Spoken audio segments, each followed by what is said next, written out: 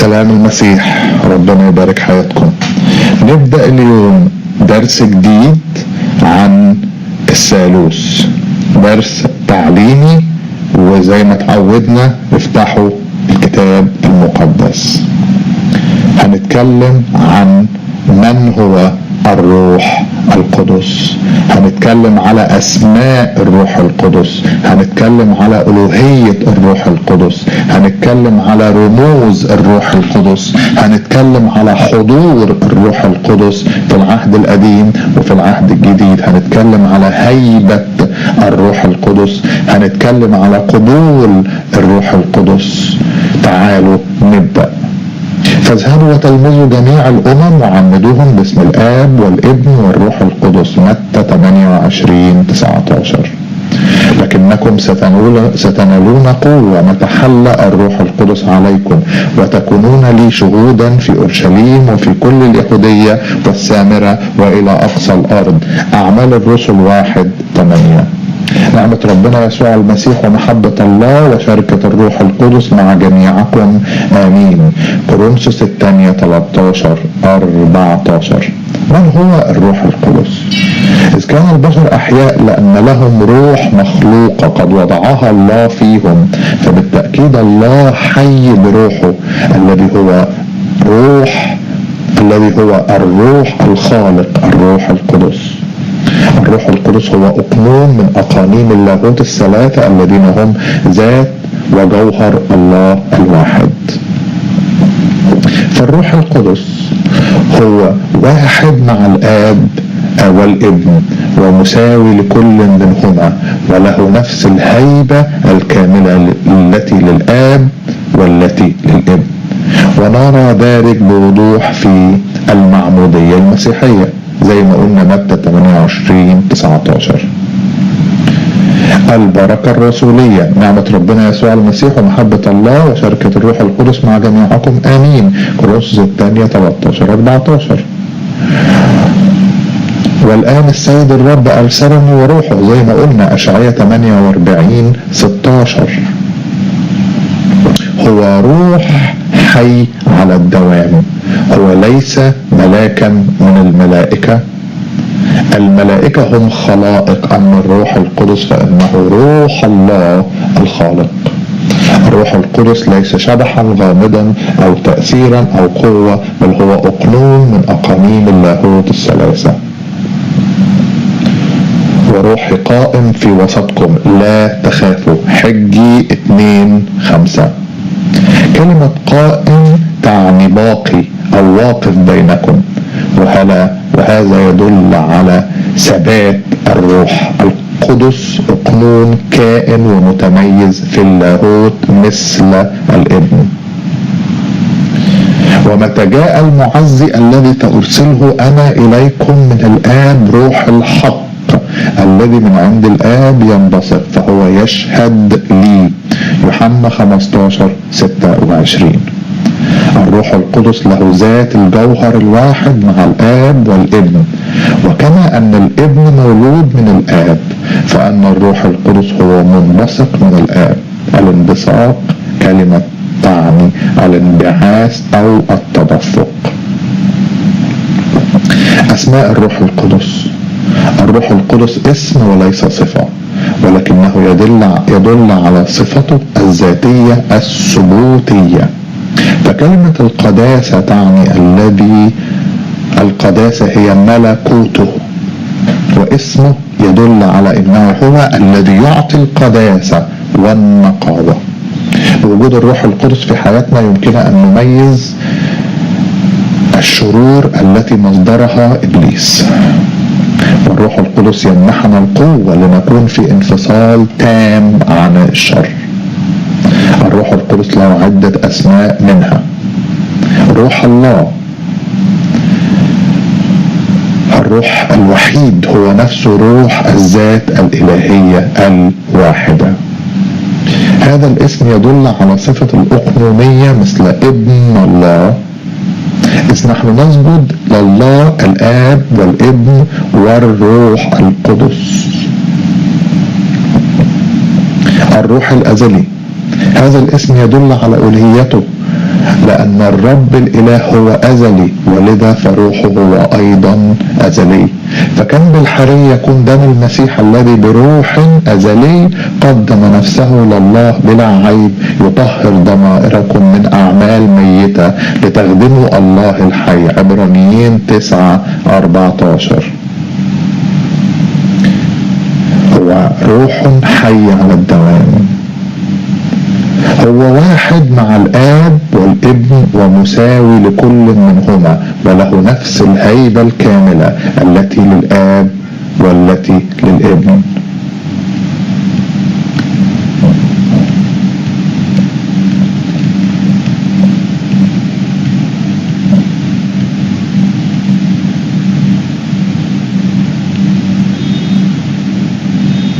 الروح القدس ليس اسم، الروح القدس اسم وليس صفة، ولكنه يدل على صفته الذاتية الثبوتية.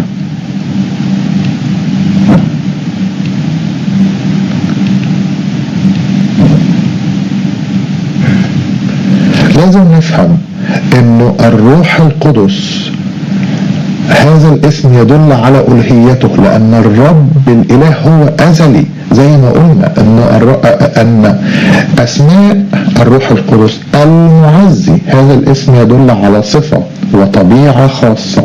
فالمعزي ترجمة لكلمة باراكليت، ومعناها الشفيع المحامي المدعو ليرافق أحد.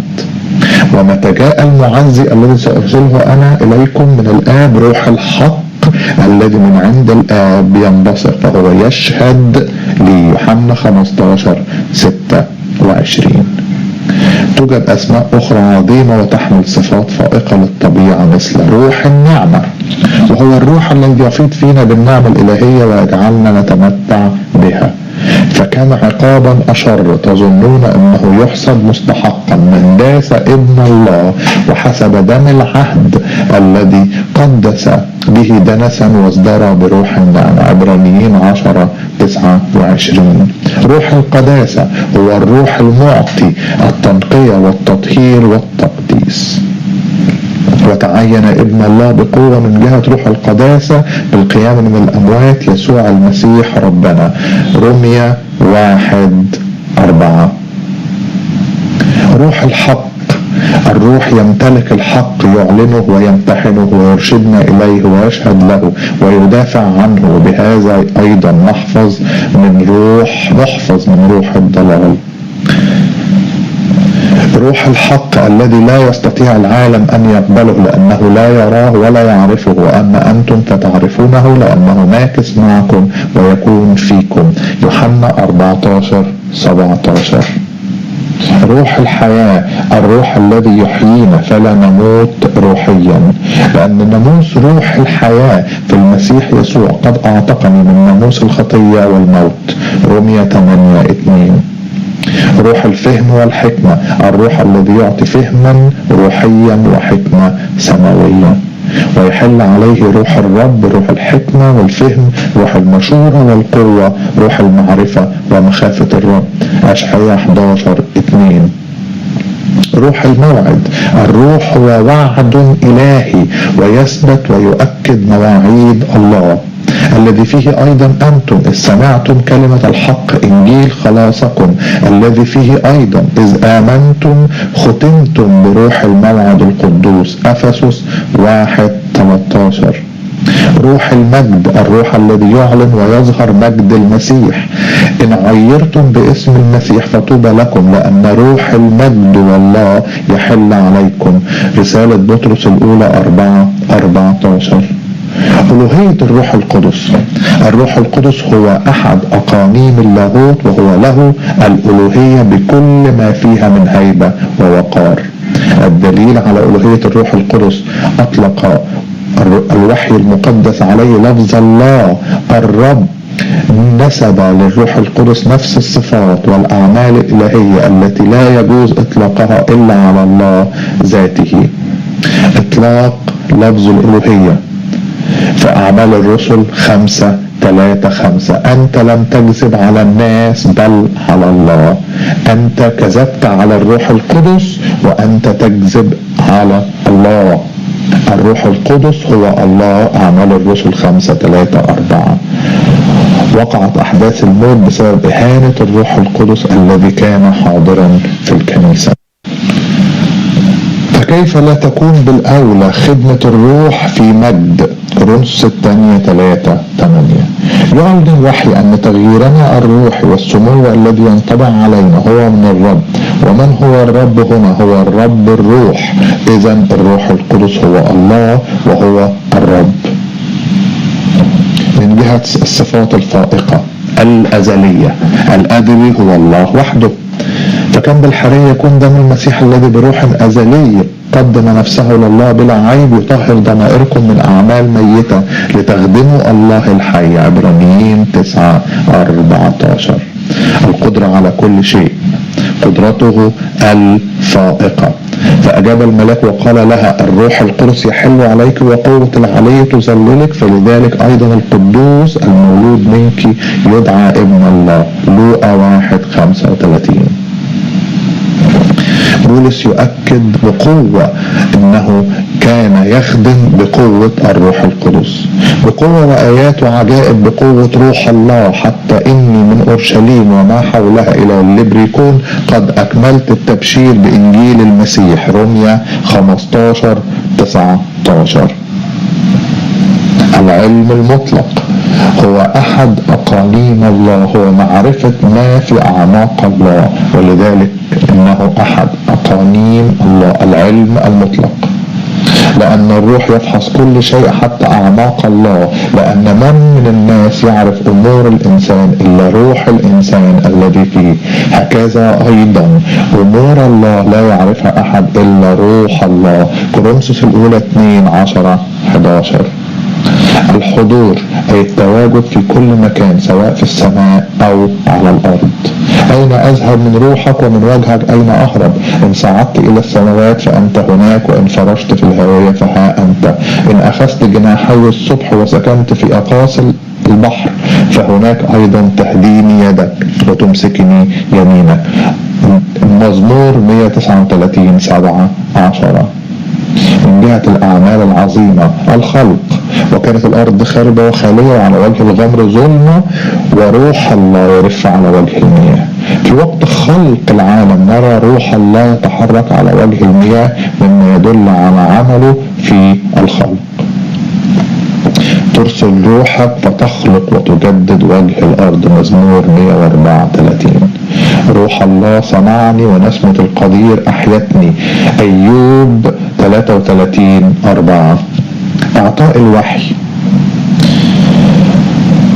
تكلم أناس الله القديسون مسوقين من الروح القدس. رسالة بطرس الثانية 1:21. الروح القدس هو الذي أوحى بكل كلمة قد نطق بها أنبياء الله، وهو الذي أوحى لرجال قديسين وأمناء بجمع الكتاب المقدس. إتمام الميلاد الذاتي. هكذا من ولد من الروح. يوحنا 3:8. الأعمال الصالحة لا تقدر أن تعطي للإنسان ولادة روحية جديدة. الروح القدس وحده يتمم هذه الولادة الروحية. لما كان بيتكلم مع نيقوديموس فبيقول له: الريح من أين تأتي لكنك لا تعلم من أين تأتي ولا إلى أين تذهب، هكذا كل من ولد من الروح. التجديد والتغيير. بل بمقتضى رحمته خلصنا بغسل الميلاد الثاني وتجديد الروح القدس. تيتوس 3:5. لا يمكن حدوث تجديد أو تغيير لأعماقنا إلا بعمل الروح القدس. إتمام القيامة. الذي أقام المسيح من الأموات سيحيي أجسادكم المائتة أيضا بروحه الساكن فيكم. رمية 8:11. نعيش على رجاء القيامة بأجساد روحية ممجدة، وهذا العمل سيتممه الروح القدس معنا. رموز الروح القدس. الماء المياه العذبة تروي أعماق وروح وقلب الإنسان، ومن يشرب منها لا يعطش لمياه العالم. لأني أسكب ماء على العطشان وسيولا على اليابسة، أسكب روحي على نسلك وبركتي على ذريتك. أشعياء 44:3. عندما جاء يسوع أعلن أن أنهار الماء الحي هي نفسها الروح القدس الذي يجري في أعماق الذين آمنوا به، بل الماء الذي أعطيه يصير فيه ينبوع ماء ينبع إلى حياة أبدية. يوحنا 4:14. الريح، كلمتي الريح والروح في الأصل اليوناني واحد، وأعلن المسيح لنيقوديموس عن الولادة من الروح القدس من خلال تشبيهه عمل الروح بالريح. الريح تهب حيث تشاء وتسمع صوتها لكنك لا تعلم من أين تأتي ولا إلى أين تذهب، هكذا كل من ولد من الروح. يوحنا 3:8. الروح القدس عندما حل على التلاميذ يوم 50 فقد سمعوا أصواتا كما من هبوب ريح عاصفة، وصار بغتة من السماء صوتا كما من هبوب ريح عاصفة، وملأ كل البيت حيث كانوا جالسين، وظهرت لهم ألسنة منقسمة كأنها من نار واستقرت على كل واحد منهم، وامتلأ الجميع من الروح القدس وابتدأوا يتكلمون بألسنة أخرى كما أعطاهم الروح أن ينطقوا. أعمال الرسل 2:1-4.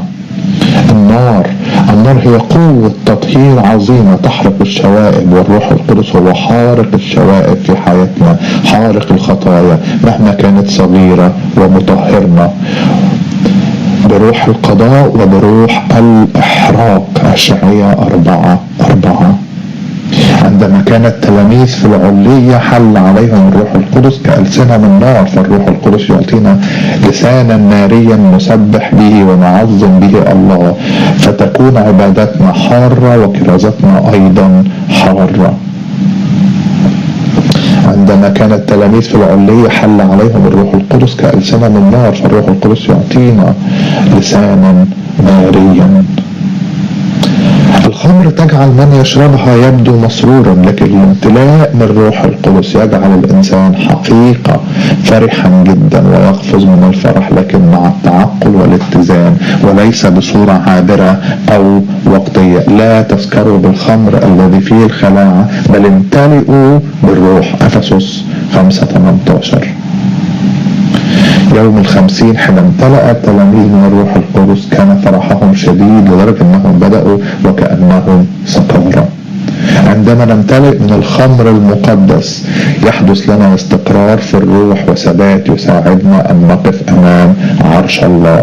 هنا مش بيتكلم على الخمر اللي هو الخمر، لكن بيعمل تشبيه بين قوة وتأثير الخمر وتأثير الروح القدس على حياة الناس، انه بيمتلك بالكامل هذا الانسان، لكن الكتاب واضح انه بيمنع الخمر.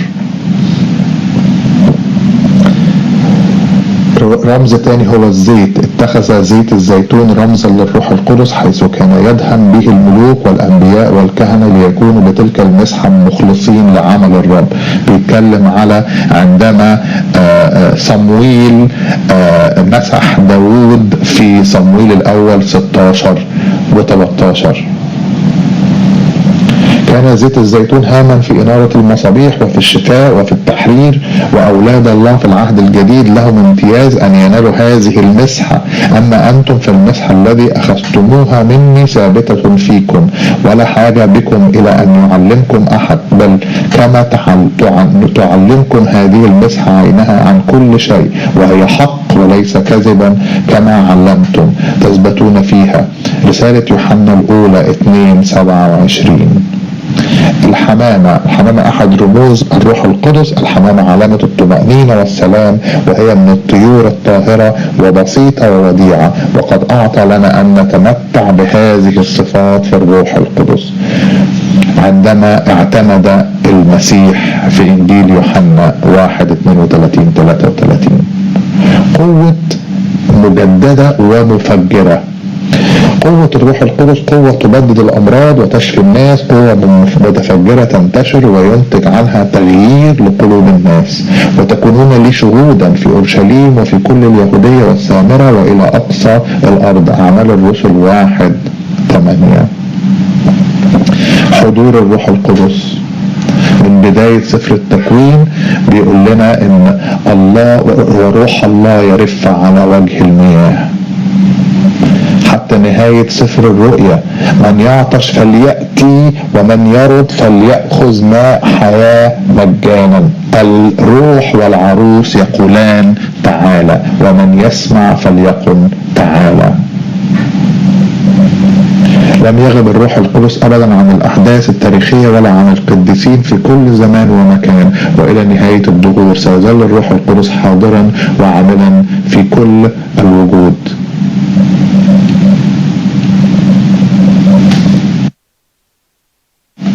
حضور الروح القدس في العهد القديم. الأنبياء. وأنصح إليشع ابن شافاط ابن أبل محولا نبيا عوضا عنك في سفر ملوك الأول 19-16. ازاي ان حضور الروح القدس على الاشخاص، على الانبياء، على الامم يغير حياة الشعب، وقد صارت هي الوحي الالهي الذي بين الله وبين الشعب. الملوك قادرين ان هم يميزوا الامور بحكمة الهية ويكونون قادرين على ادارة دفة البلاد، وكان ذلك يتم بدهن الزيت. املأ قرنك دهنا وتعالى ارسلك الى يسى البيت لحم، لاني قد رأيت لي في بني ملكا. فاخذ صمويل قرن الدهن ومسحه في وسط اخوته، وحل روح الرب على داود من ذلك اليوم فصاعدا. صمويل الاول 16:1-3. الكهنة. وصب من دهن المسحة على رأس هارون ومسحه لتقديسه. لويين 8:12. يتشفعوا بالصلوات والذبائح عن الشعب. المدعوين لأعمال تخص العبادة. انظر قد دعوت بصلائيل ابن أوري ابن حور من سبط يهوذا باسمه، وملأته من روح الله وبالحكمة والفهم والمعرفة كل صنعه، لاختراع مخترعات ليعمل في الذهب والفضة والنحاس ونقش الحجارة للترصيع وبتجارة الخشب ليعمل في كل صنعه. خروج 31:1-5. كان مهم جدا الروح القدس انه يكون في مكان العبادة خيمة الاجتماع في العهد القديم. القادة. موسى عبدي قد مات، فالآن قم أعبر هذا الأردن أنت وكل هذا الشعب إلى الأرض التي أنا معطيه لهم، أي لبني إسرائيل. يشوع 1:2. إرسالية الله ليشوع كانت عن طريق الروح القدس. القضاة.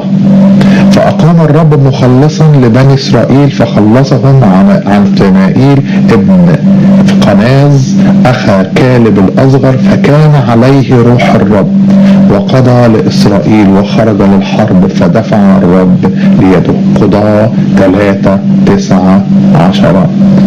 كان دور القضاء هو تخليص الشعب من الأعداء لكي يقضوا في مشاكل الأمة. كان بالروح القدس. المحاربين. فحل الروح على عمساي رأس الثواليث فقال لك نحن يا داود ومعك نحن يا ابن يسى، فقبلهم داود وجعلهم رؤوس الجيوش. أخبار الأيام الأولى 12-18. الحرفية في العهد القديم كانت ضد كل قوى الشيطان التي كانت تحرك الأعداء، لذلك كانت تستلزم حلول الروح القدس. الروح القدس كان حاضرا وعاملا في كل أحداث ومواقف العهد القديم. حضور الروح القدس في حياة يسوع المسيح. حبل به من الروح القدس في متى 1:18-25، لأن الذي حبل به فيها هو من الروح القدس. مسح بالروح القدس عندما اعتمد في نهر الأردن، مرقس 1:19. عاش حياته بمختلف مواقفها، كان ينقاد بالروح القدس إلى موضع الاختبار. أما يسوع فرجع من الأردن ممتلئا من الروح القدس وكان يقتاد بالروح في البرية، ورجع يسوع بقوة الروح إلى الجليل وخرج عبر عنه في جميع القرى المحيطة. لوقا 4:1-14. يفرح ويتهلل بالروح القدس. في تلك الساعة تهلل يسوع بالروح وقال: أحمدك أيها الآب رب السماء والأرض، لأنك أخفيت هذه عن الحكماء والفهماء وأعلنتها للأطفال. نعم أيها الآب، لأن هكذا صارت المسرة أمامك. لوقا 10:21. ظهر بره في الروح القدس وأتم أعماله بالروح القدس. وبالإجماع عظيم هو سر التقوى: الله ظهر في الجسد، تبرر في الروح. خدم في الروح القدس. هو ذا عبدي الذي أعبده، مختاري الذي سرت به نفسي، وضعت روحي عليه فيخرج الحق للأمم. أشعياء 42:1 كانت نبوة واضحة عن المسيح. أعلن هو عن ذلك بكل وضوح: هو ذا فتاي الذي اخترته، حبيبي الذي سرت به نفسي، أضع روحي عليه فيخبر الأمم بالحق. ولكن إن كنت أنا بروح الله أخرج الشياطين، فقد أقبل عليكم ملكوت الله. متى 12:18. شهد بطرس عن ذلك يسوع الذي من ناصرة كيف مسحه الله بالروح القدس والقوة، الذي جال يصنع خيرا ويشفي جميع المتسلط عليهم إبليس، لأن الله كان معه. أعمال الرسل 10:38. قدم نفسه ذبيحة على الصليب، فكان بالحري يكون دم المسيح الذي بروح أزلي قدم نفسه لله بلا عيب يطهر ضمائركم من أعمال ميتة لتخدموا الله الحي. عبرانيين 9:14. قام من الأموات بقوة الروح القدس، فإن المسيح أيضا تألم مرة واحدة من أجل الخطايا، البار من أجل الأثمة، لكي يقربنا إلى الله، مماتا في الجسد ولكن محييا في الروح. رسالة بطرس الأولى 3:18. أخذ لنا موعد الروح القدس وسكبه علينا بعدما ارتفع عن يمين الله. وإذا ارتفع بيمين الله وأخذ موعد الروح القدس من الآب، سكب هذا الذي أنتم الآن تبصرونه وتسمعونه. أعمال الرسل 2:33. ملأ الروح القدس حياة يسوع منذ لحظة تجسده حتى صعوده للسماء وإرسال الروح القدس للتلاميذ. حضور الروح القدس في العهد الجديد. يوم ال50 الذي حل فيه الروح القدس كان يوم إعطاء موعد الآب، كان بداية إلهية جديدة لأعمال وتحركات الروح القدس. ولا يزال هذا العمل الإلهي موجودا على الأرض، لأن الروح القدس هو الحي والحاضر في كل زمان ومكان. حضور الروح القدس في العهد الجديد في يوحنا 16:8-11. ومتى جاء ذلك يبكت العالم على خطية وعلى بر وعلى دينونة، أما على خطية فلأنهم لا يؤمنون بي، وأما على بر فلإني ذاهب إلى أبي ولا ترونني أيضا، وأما على دينونة فلأن رئيس هذا العالم قد دين. العالم هنا هو نفوس البشرية التي لا يمكن أن تتغير طبيعتها إلا من خلال حضور وعمل الروح القدس. الأمور التي يبكت الروح القدس عليها هي النفوس. حقيقة الخطية، الخطايا هي عدم الإيمان بيسوع المسيح أنه المخلص الوحيد. الروح القدس يقنع الإنسان بصورة مباشرة أو غير مباشرة ويقوده إلى ضرورة وقيمة الإيمان بشخص يسوع المسيح. وجود البر الإلهي أتى لنا في شخص يسوع المسيح، وبدونه لسنا مقبولين ولا لائقين أن نقف أمام الله مهما كانت أعمالنا صالحة ومقبولة عند الناس.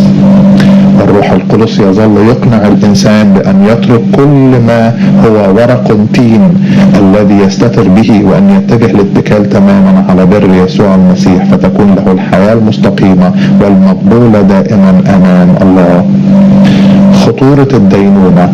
رئيس هذا العالم هو إبليس والناس، إذ لم تختار وتقبل يسوع المسيح مخلصا وربا لها فإنها تلقائيا تتبع إبليس، وقد صدر الحكم الإلهي عليه بالهلاك الأبدي وسوف ينفذ هذا الحكم. الروح القدس يظل يلاحق الإنسان ليقنعه بأن يترك تبعية إبليس ويتبع يسوع حتى لا يكون مصيره نفس مصير إبليس. في حياة أولاد الله السكنة. حلول الروح القدس فينا. أم لستم تعلمون أن جسدكم هو هيكل الروح القدس الذي فيكم الذي لكم من الله وأنكم لستم لأنفسكم.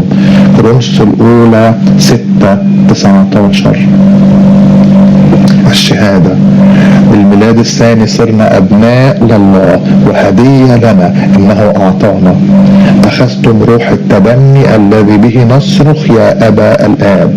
الروح نفسه أيضا يشهد لأرواحنا إننا أولاد الله.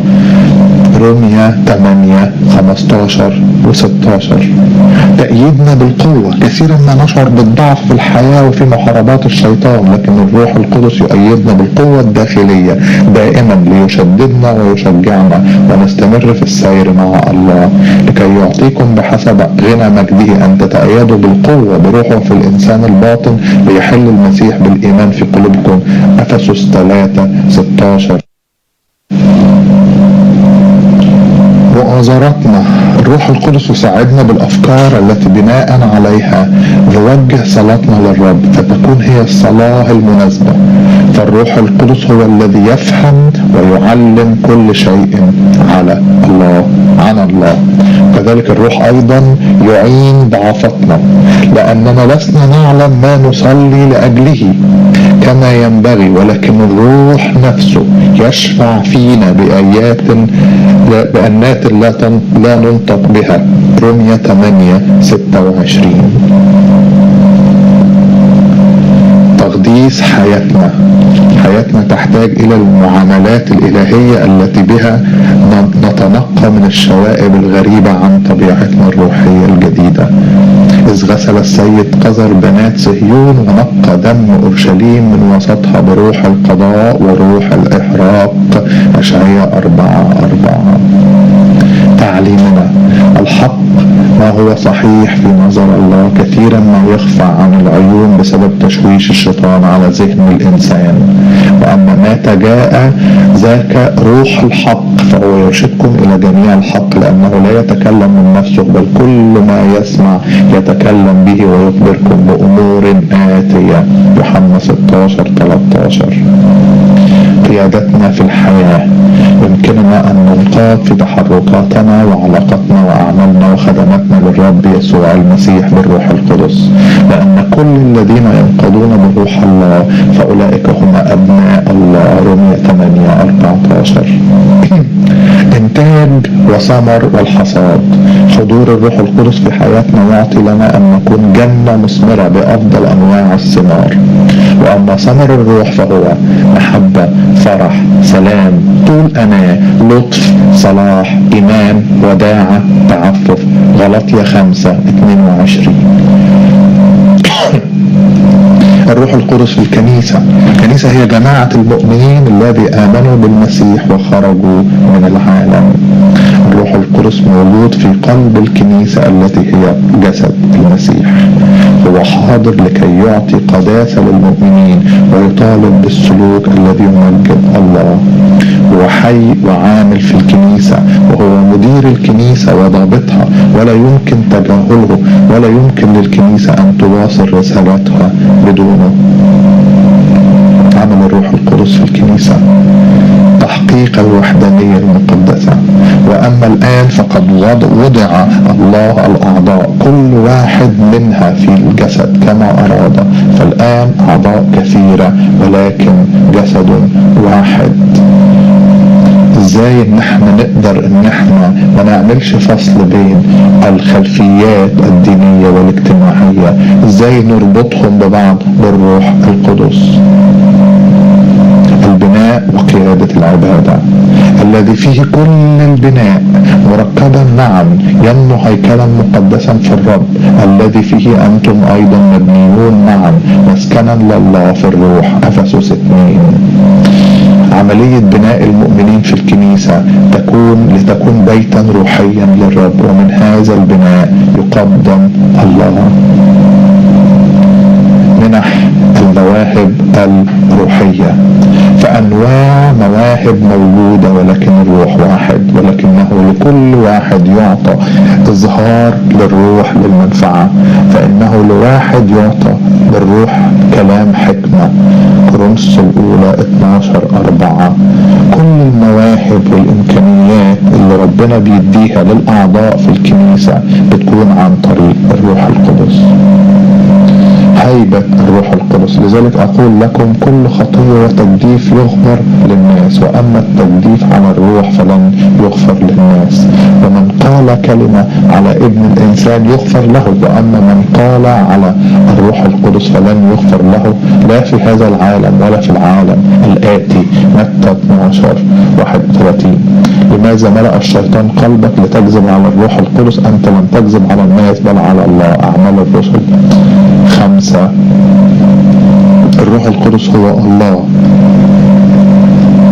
وبالتالي فله ينبغي تقديم الهيبة والجلال والتقدير الكامل من حياتنا على الدوام. علينا الاهتمام ببعض الأمور كتعبير عن الهيبة والتقدير للروح القدس، أن نفرح الروح القدس، وأن نطرح عنا كل خطية وشبه خطية حتى لا يحزن فينا الروح القدس بل يفرح بنا عندما يرى سلوكنا المقدس. لا تحزنوا روح الله القدوس الذي به ختمتم ليوم الفداء. أفسس 4:30. نحفظ شعلة الروح القدس.